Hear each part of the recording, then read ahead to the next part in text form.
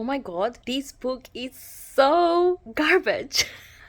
I got really carried away and didn't even film an intro for these videos, so this is my GarbAugust vlog where I read trash books and watch trash movies, and I mean trash in the best, most affectionate way possible. And the first book I read was Vampire Lover by Charlotte Lamb, which also happens to be my first ever Mills and Boon romance. You already got a little hint about how that went, but that one was a bit of a roller coaster, so stick around to see how that whole thing went.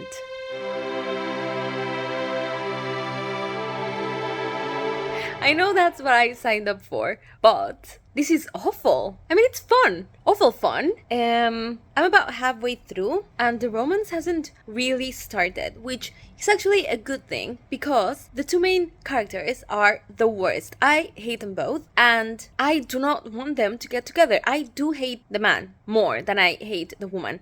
So, specifically, I will be very angry with her if she falls for him because he's literally the worst. So, the cover is kind of misleading because it's the man who's the vampire. It's pretty easy to know that from the start of the book, so that's not a spoiler, although I might go on to spoil the book later because it's just too funny and I need to share with someone. But the main girl, Claire, she's like a real estate agent. And then this guy, his name's Denzel or something like that. Denzel Black, ridiculous. He comes to town looking to buy a big old decrepit house that she hasn't been able to sell for ages. So she sells it to him and that's how they meet. And he's also like a film producer from LA or whatever. She's obviously perfect and charming and beautiful. She's like the best woman ever to exist. Which, as I said, insufferable, but I guess she's not like bad. He is the most horrible man I've ever read about. And I will be so angry if she falls in love with him. I know maybe the point of the story is that she doesn't want to fall in love with him because he's awful, but she can't resist because he's a vampire. I feel like that's going to be the point. But I still don't want this to happen. He's not only arrogant and rude, he is a literal abuser. I don't care if he's the sexiest vampire in existence. If he ever spoke to me that way or talked to me that way, I would have run him over with my car. I don't have a car, but she does. So that's what I would have done if I was her. So I finished Vampire Lover, and honestly, I don't know if this is the worst thing I've ever read, the biggest, stinkiest pile of trash, or if it's actually a masterpiece. It ended up not being what I was expecting at all, and actually there were so many things that I didn't see coming. It was giving me, honestly, whiplash. So if anything, it was super entertaining, but I still think it is a steaming pile of garbage because it just made me so angry. In order to be able to explain why, I'm gonna have to spoil this whole thing.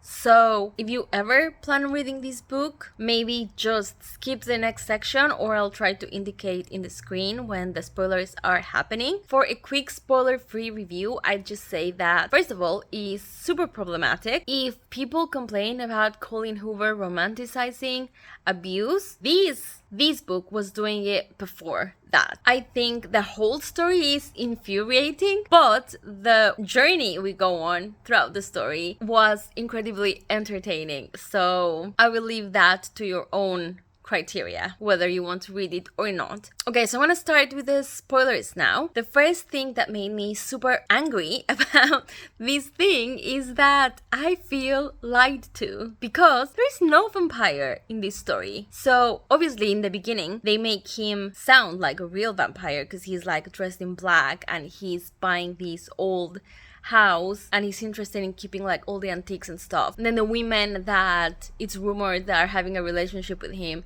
they start getting like sick and looking just like tired and bad. But then it's eventually revealed that he's not a real vampire. He's like an energy vampire. So basically he's just a man that's so annoying that he sucks the energy out of every poor woman that comes in contact with him. I think I already said before how he is super abusive, not only of the main character, but the main character's little sister. He's like creeping on the little sister and he's like actually physically abusive and like restrains women. I don't know, really, really disturbing attitude. However, all of the women are smitten with him, which at first I thought would make sense if he was a real vampire, because you know they have supernatural powers and they can make people like not be able to resist them. But once we find out that he's not even a real vampire, then he's just a massive creep, and I still do not understand why anyone would like him. So anyways, it just seemed like the story was headed that way, and just as I was starting to lose interest, then what happens is that the main character starts to get like really worried because the guy is like really creeping on the little sister, and the little sister is like engaged to someone else.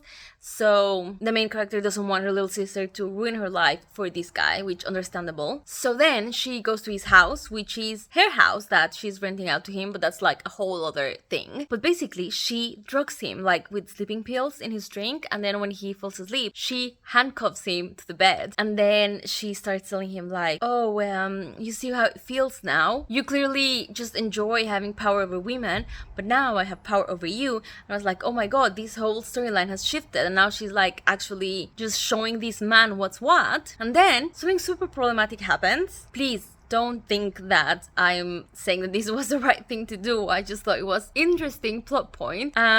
She like starts having sex with him while he's handcuffed to the bed without his consent, obviously, but the whole sequence is written in a way that it's like implied that he wants this. And let me just say, this happens the other way as well. Like, this guy like kisses the main character and like touches her and holds her against her will, and even though the author literally uses words like she was terrified, she wanted to cry, she wanted to scream, there's always like this undertone that she wants it. So that's what the whole thing is messed up. Anyways, the point is that the main character kind of says that she didn't have sex with him because she found him attractive, that she just did it as a power play. And I was like, okay, clearly this is wrong, but I was kind of like surprised that the story went that way, and I thought that it was better than the alternative where she actually likes him. So at this point I was actually invested in what was gonna happen, and then the worst thing that could happen happened. The whole story got once again turned around into a full-on romance, and this happened like within the last 5 pages, so it was like really fast, and I hated it. So eventually they have an actual conversation. Who would have imagined that they could just talk things out? And turns out that none of the women that he was pursuing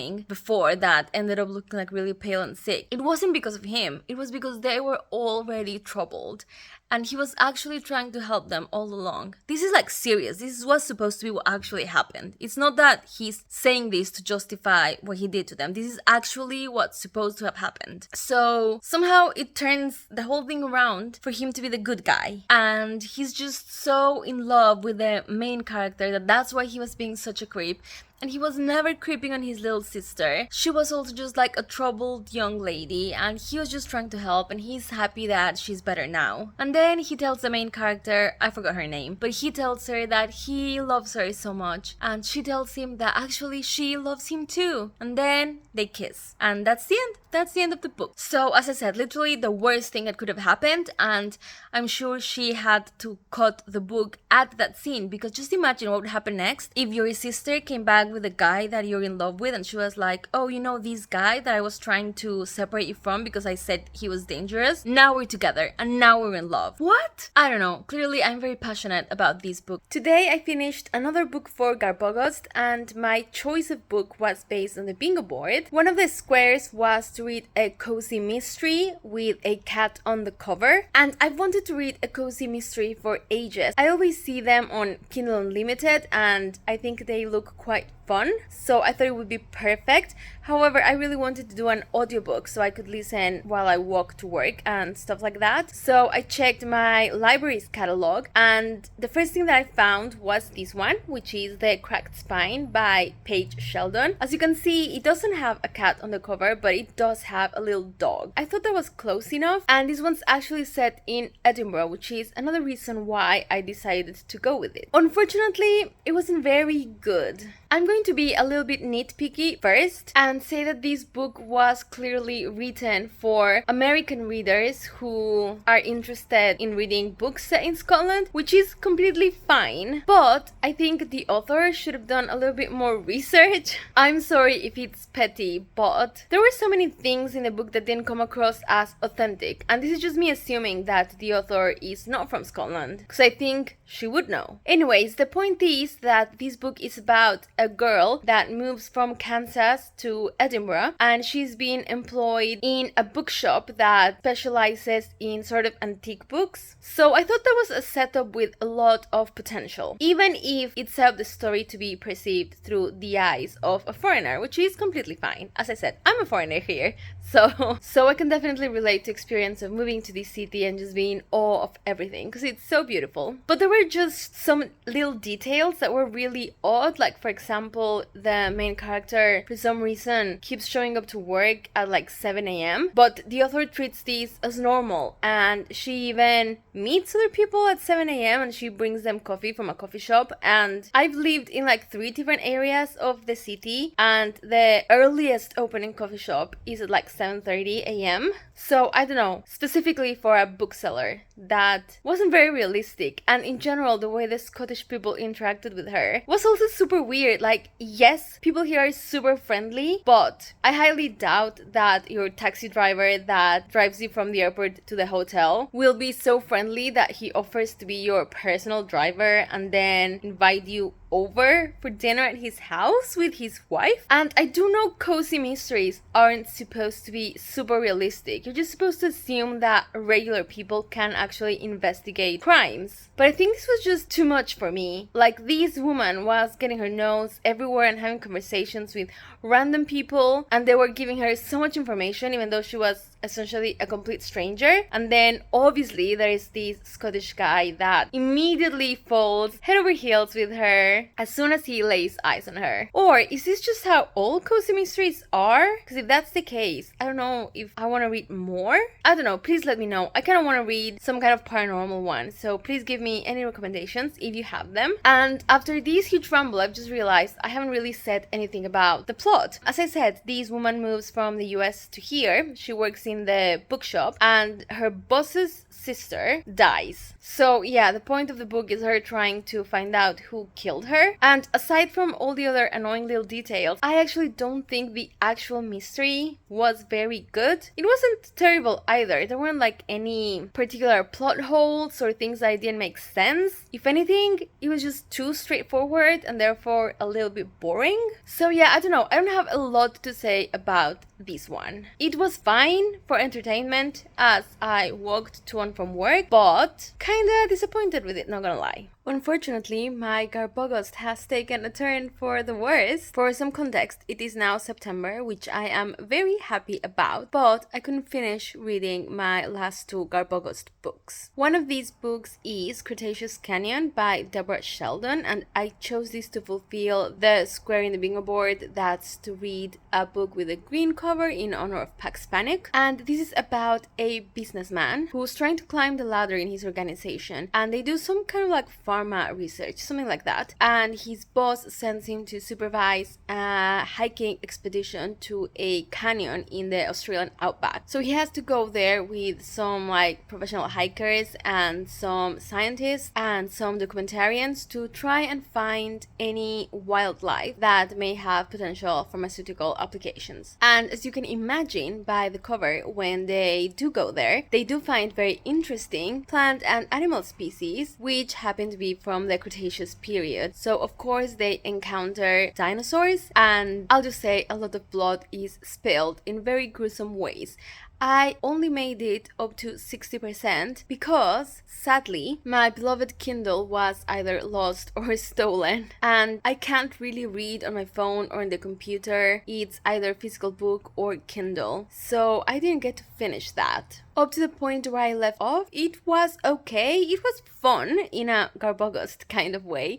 The writing is nothing amazing, but it's well done. And I think in books like these, the most important thing is to have a really strong cast of characters, because you know that they're going to start dying one by one. And I think it was successful in these. Sometimes the dialogue was a bit cringy or the characters were a bit over the top, but that's something you expect in this type of book. So I was having a perfectly fine time with it. And the reality is, by the time I get a new Kindle, I don't know if I'm going to be in the mood to finish this. Also, it's Kindle Unlimited, and I don't do Kindle Unlimited every month, so I don't know if I'm ever going to finish this. And then the other book I was reading is State of Fear. No, sorry, State of Terror, which one of the co-writers is Hillary Clinton and then the other writer is Louise Penny. I don't know her. This fits the prompt in the bingo board about reading something about a conspiracy theory, but really I thought this was just a slightly different version of a book written by a celebrity.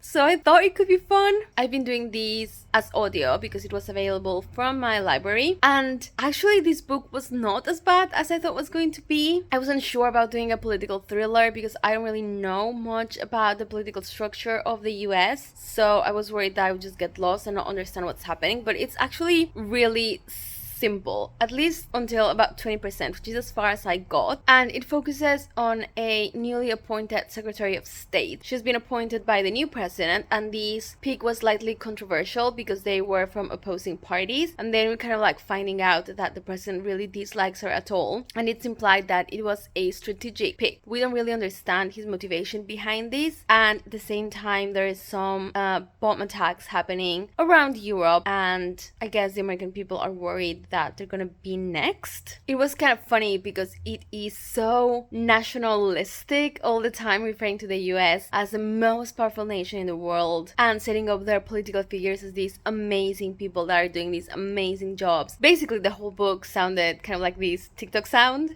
American dream, best country in the world. New York. So as I said, it wasn't bad at all. However, my mood was kind of like deflated after losing my Kindle, and then August just ended and I felt like there wasn't really any point of reading these outside of GarbAugust, and I'm just very excited to go into like the fall reads, the fall mood. So yeah, I just dropped it. So unfortunately, not a stellar ending to my GarbAugust. So yeah, that's the end of my GarbAugust. Definitely my favorite book was Vampire Lover. I know I criticized it a lot, but it was actually so much fun and it captured the spirit of what we're trying to do this whole month very well. So that's it. Wait, no, that's not it. I can believe I almost forgot to talk about the movies I watched, which at this point, honestly, they're saving my GarbAugust for me because I really enjoyed them. The first one I watched was Killer's Sofa, which is a movie from New Zealand that came out in 2019. Obviously, the title is pretty self-explanatory, and I guess I should start by saying that this movie wasn't really meant to be all that silly. Obviously the concept in itself is silly,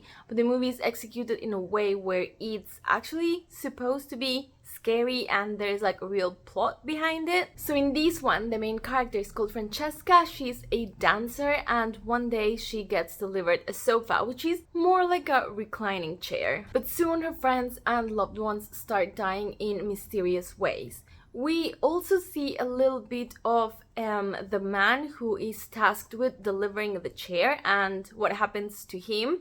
He has some kind of supernatural power that allows him to see spirits, something like that. So he's kind of aware that something's wrong with the chair and it's kind of like up to him to put the pieces together. I did like this movie, especially because it includes some Jewish folklore, which I wasn't necessarily expecting to see at all, but it's always nice when the supernatural force is somewhat different to the typical Christian-based occultism. The movie itself is quite entertaining. In general, I do like how the story was developed. However, there were a bit too many side plots that weren't necessarily sufficiently explored, and I think they just made the movie clunky. Also some very specific details that I'm not sure why they were included in the movie. One of them is that the main character Francesca, for some reason, which has nothing to do with the supernatural, I don't think, but she says that she just captures men's attention to the point where they find her irresistible and get obsessed with her to an unhealthy point, which, as I said, it's just an odd decision to include that because it didn't really do anything either for the plot or for the character development. I guess I should also clarify that although this movie does intend to be scary, that doesn't mean that it takes itself completely seriously. Obviously, the people who made it are aware that the concept itself is silly, so they do carry a little bit of humor and silliness throughout the movie and definitely some over-the-top scenes. So I guess this is a good one if you want to watch something silly but you often find find yourself annoyed with movies that are too silly and just basically ridiculous. Which is exactly the type of movie I watched next, which was Killer Piñata. Clearly I was just going for a killer inanimated objects theme. This movie is from 2015 and this one's definitely on the ridiculous side. The general premise is that this is about a sentient piñata. It is never specified whether it's possessed or what. Why is it conscious? But it doesn't really matter. The point is that this piñata is tired of seeing his piñata friends being beat to death by humans and decides to take revenge. And this is one of those silly movies that actually very much looks like a school project. The acting is bad. Obviously the special effects, if there are any, are bad, but obviously I think it was really funny how they made it look like the piñata was alive. It was very obviously someone just like moving it with their hands and the filmmakers trying to keep that out of frame. It has some crass sexual content, which I don't really think was funny at all, except for one scene that was completely over the top and pretty distasteful, but I found it kind of funny, and it's very much during the climax of the story, so I don't want to go into much detail about it. By no means I would say that this is a good movie. I wouldn't even say it's a good bad movie, except maybe for the fact that I was not bored, so that's always a plus, and I would only recommend you watch this if you're in that mood. Regardless, both movies I think really fit the spirit of GarbAugust, and I did get from them what I was looking for, so I guess we can end the whole thing on a not so negative note. Let me know what's the trashiest thing that you read or watched and if you liked it, or just leave me a GarbAugust related emoji so I can know that you watched the video, so you can do a trash can or a sofa or a piñata. Any of those things would work, and I'll see you on my next video. Bye!